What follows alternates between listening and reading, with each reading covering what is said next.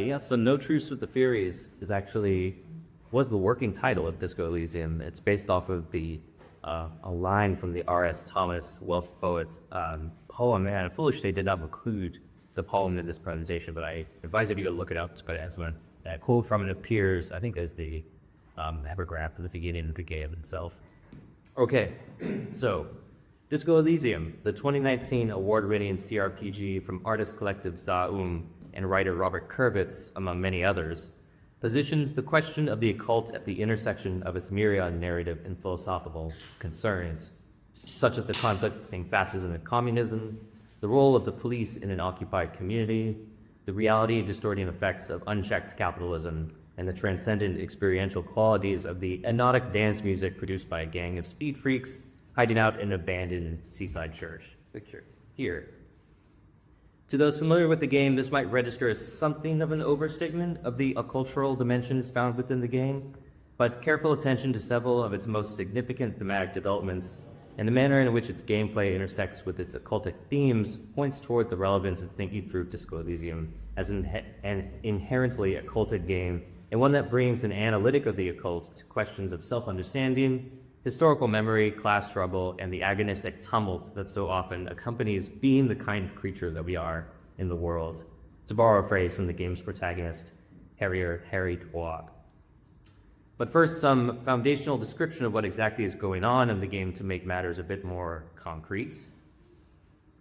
Our protagonist, Harry Dubois, seen here, is a police officer with the Revachol Citizens Militia, or RCM, the law enforcement organization within the occupied city of Revachol.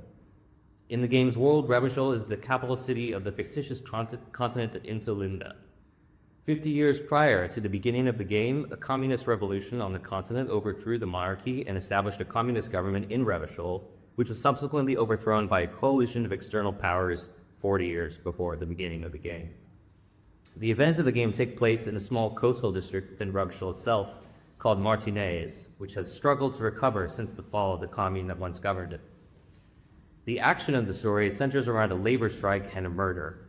The local dockworkers union is striking against its corporate management, the Wild Pines Group, for representation on its board of directors. In response to the strike, Wild Pines has deployed a group of bloodthirsty mercenaries to Martinez to quell the labor uprising and restore the capitalist dominance of the Wild Pines Group within the city. Harry and another member of the RCM, Detective Kim Kisaragi, have been called to Martinez because the body of one of these mercenaries is found hanging from a tree in the center of town. One of two primary quests in the game is investigating and solving the murder of this mercenary. The second primary quest in the game is more personal for the player character, for not only is Harry a police detective, but he is a detective in the mold of classic noir fiction. He's a man with deep addiction issues who has been in town for a number of days already at the outset of the game, getting hammered out of the skull on booze and drugs to such an extent that he's lost much of his memory, which, as a side note, helpfully places him in a position similar to that of the player freshly discovering the game's world and shaping Harry into the kind of hero or anti-hero they may wish him to be, hence the RPG elements of the game.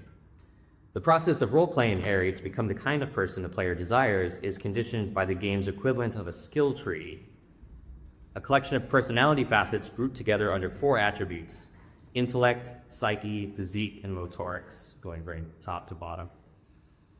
As with any good RPG, skill points from experience are allotted to these various personality facets, thus enabling Harry to unlock quest events, dialogue options, and various other features as the game progresses. It is in relation to these facets of Harry's personality that we might address the first of the occultic elements in the game, for these personality facets are not coherently unified within Harry's mind. In the game's voluminous text and dialogue, these elements of Harry's personality each speak with their own tone of voice and independent conscious interests.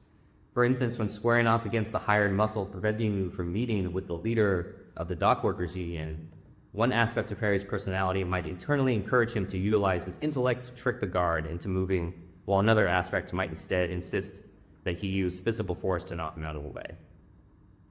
Whichever of these approaches succeeds will of course depend on the amount of skill points allocated to the respective skills, but for our purposes, the significance of these warring voices within Harry's head is their functional position as discrete crypto-subjectivities in their own right.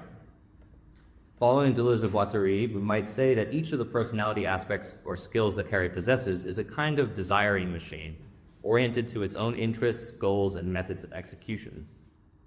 Thus, logic, over there, functions by a cool analysis and systematic deduction, whereas electrochemistry attempts to solve problems through the ingestion of illicit substances.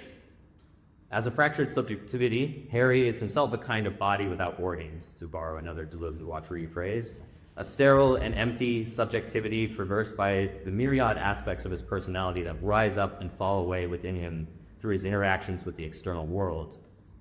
These personalities, stroke skills, are occultic in the sense conceived of by Colin Wilson, insofar as they represent, quote, the latent power that human beings possess to reach beyond the present, constantly breaking into Harry's stream of consciousness and allowing him to transcend the immediacy of the tasks in front of him.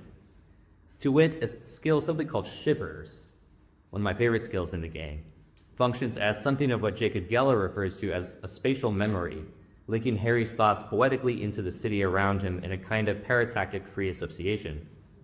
As the skill description has it, shivers come when the temperature drops and you become keenly aware of your surroundings. It enables you to hear the city itself, to truly belong to the streets. It is a supernatural ability. Old wrongs play out in present time, scenes across the city happen in front of you, but who is speaking to you? The skill description ends with this tantalizing question about who the subject of enunciation is for the Shivers dialogue, that might as well apply to all personalities, stroke skills, that populate Harry's kaleidoscopic consciousness. In any case, we might speculatively answer the question of who. It is the world itself that speaks to and through Harry in a kind of disembodied, pan-psychic, non-locatable affective event. For in keeping with Deleuze and Guattari's understanding of the operations of desiring machines, the interiority of the mind and the exteriority of the material reality are transversely related. There is a parallel between desiring production and social production, as they put it, such that the mind of the subject is constituted through its relational affection by the world beyond the mind. Indeed, subjectivity itself just is this relation to the material effects and affects that make up the lived social world. It is on this point, the relationship to the social, that a second occultic dimension of Disco Elysium reveals itself.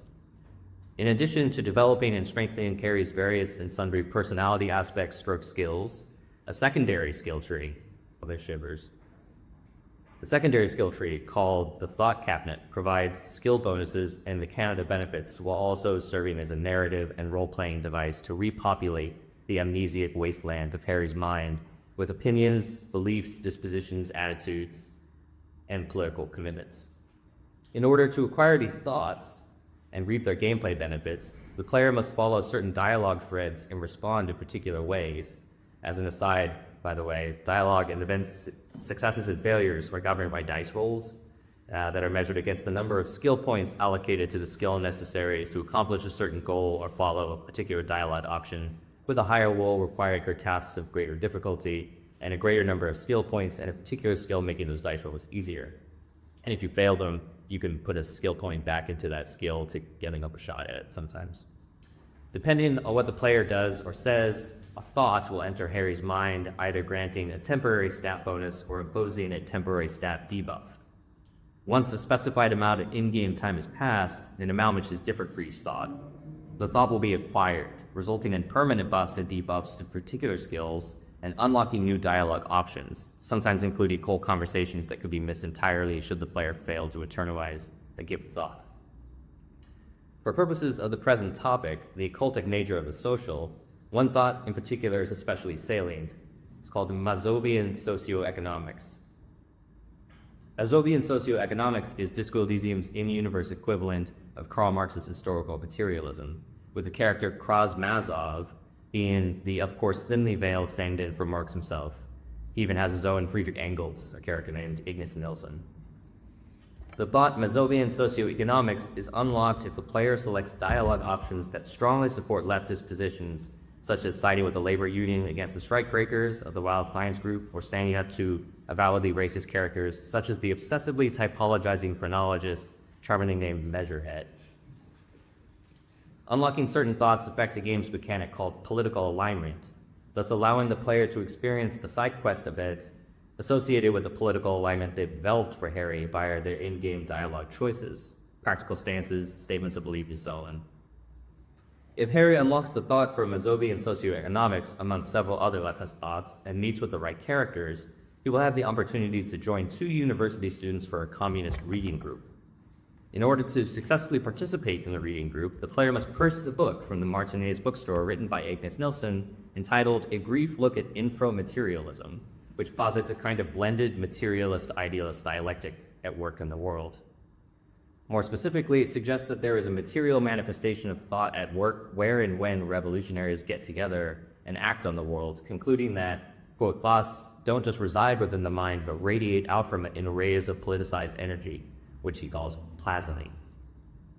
This plasm is effectively a kind of substantialized class consciousness, sustaining the political project of revolutionaries through force of will and commitment to the cause.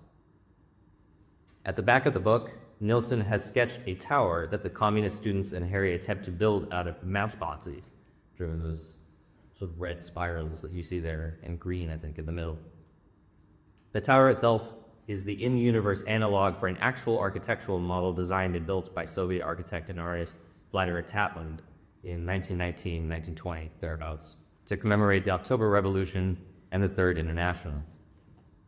Although the actual tower was never constructed, Taplin's tower was designed to be the foremost symbol of modernity, dwarfing the Eiffel Tower as the culmination of revolutionary aspirations within the Soviet cause.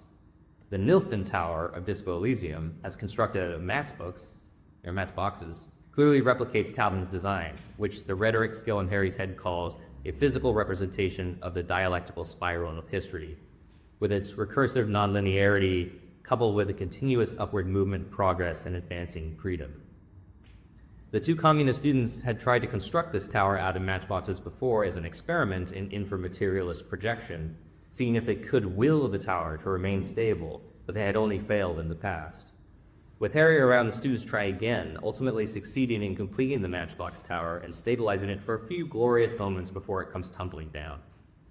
The allegorical force of this episode is clear. By working together, these fallible yet committed comrades are able to build and sustain an externalization of their intellectual and social ideal, if only for a few moments, before the precarity and fragility of the flimsy matchboxes reasserts itself and the form of destruction dissolves again into the undifferentiated chaos and incoherence of a pile of abject rubble, much like the historic fate of communism in Rebecca de Martinez.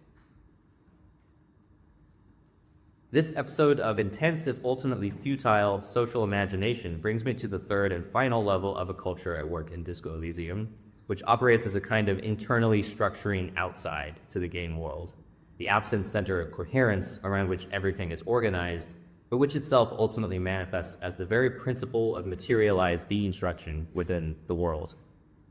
That sentence will make sense in a moment, hopefully. Fittingly, this element of the game world is identified, perhaps the more accurate word might be something like limbed, in only 2 places within the game. The first never appears as such, but is described by various characters and can be read about in texts from the Martinez bookstore, should the player be diligent enough in looking for world details throughout the playthrough.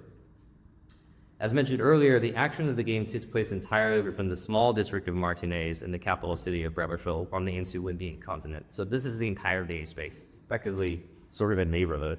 And even at the beginning of it, you only have access to about that much space or so. We do, however, learn of other places in the world from people in Martinez who have traveled from elsewhere, which we discover is quite a harrowing and dangerous prospect, for the continents of the world are effectively cut off from one another by vast seas enshrouded in a persistent ethereal mist known only as the Pale, which I believe is kind of represented for us around the outside. It's this kind of weird clouds or waves.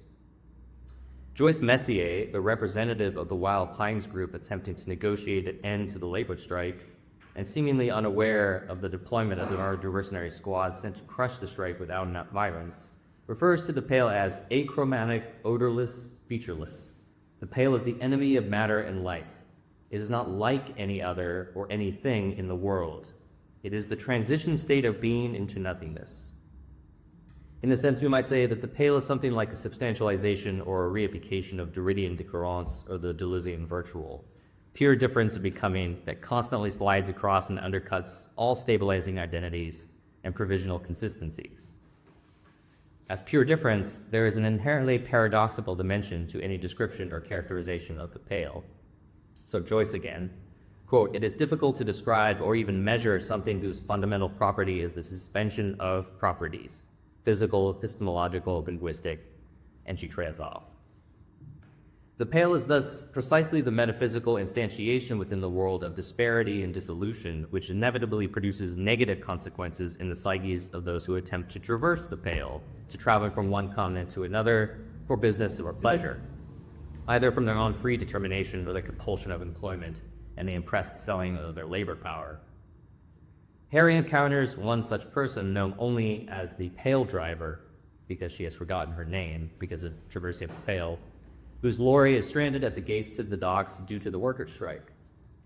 Due to her extensive exposure to the pale from her career intercontinental long-haul deliveries, her mind is completely addled.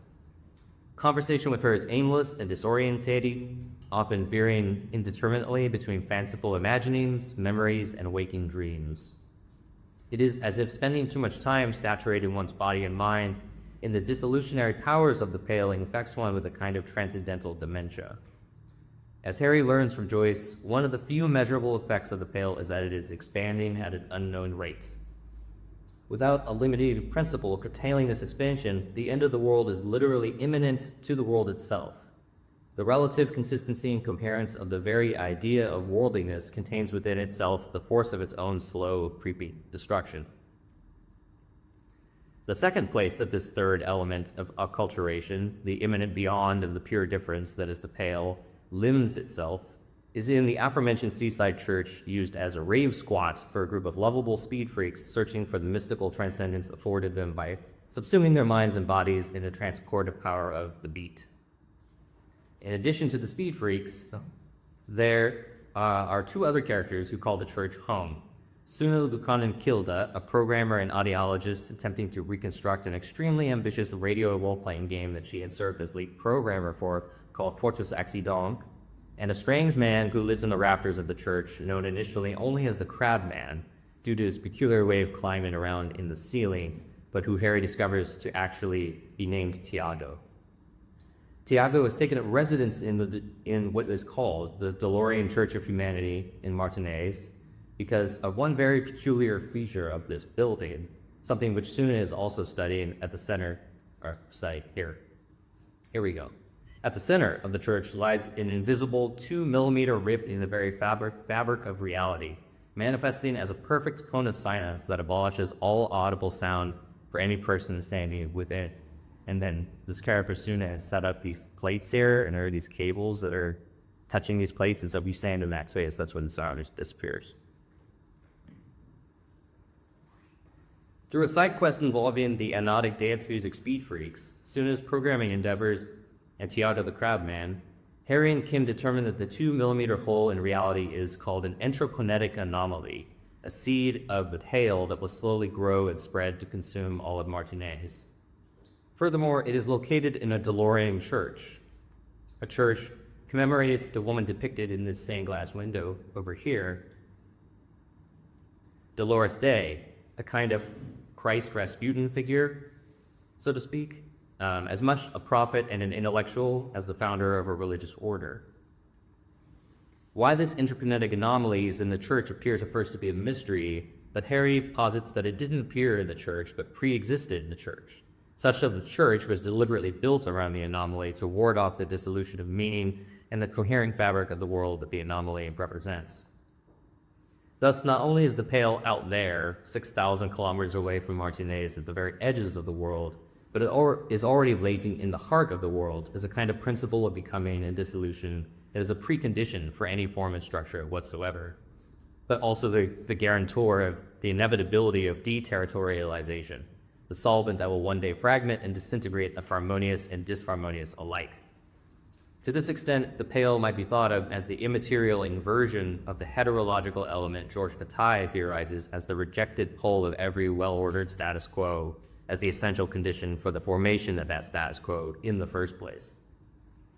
Where Bataille imagines base materiality such as excrement, dirt, dust, meaningless and are matter, as the primary exemplars of the heterological. In the metaphysics of Disco Elysium, it is the void that is heterologically at once rejected and constitutive, or constitutive because rejected, of the very idea of meaning that guides the disparate actions of the citizenry of Martinez. Thus, the complexities of the metaphysics of multiplicity and acculturation, of the latent power to reach beyond the present, that as far as we know is unique to humans and that constitutes the defining feature of the poetry of lived experience, manifests in Disco Elysium on a number of scales. In the first place, it functions at the level of the desiring machines that traverse the de-integrated mind of Harry Dubois and make up various independent and conflicting gameplay skills that are likewise narratively various facets of his personality. In the second place, the metaphysics of multiplicity and acculturation develop in the social and class consciousness of the game's overt political commitments, positing a kind of sustaining and uplifting ethic of mutual aid and solidarity, even in the face of entropy and oppression. And lastly, the metaphysics of multiplicity and acculturation make themselves felt at the broadest limit case of the world itself. So those are the game space in which the action of the game unfolds, i.e. in Martinez here, and at the edges of the world projected by the wider fiction, but never glimpsed during actual play. While Harry might have walked right up to the edge of absolute despair in his drunken and drug-filled stupor, screaming, "I don't want to be this kind of animal anymore," into the Rebusolian night, the commitment that cuts across the personal, the political, and the world historical within Disco Elysium can best be summed up by the inimitable Samuel Beckett. "You must go on, I can't go on, I'll go on." Thank you.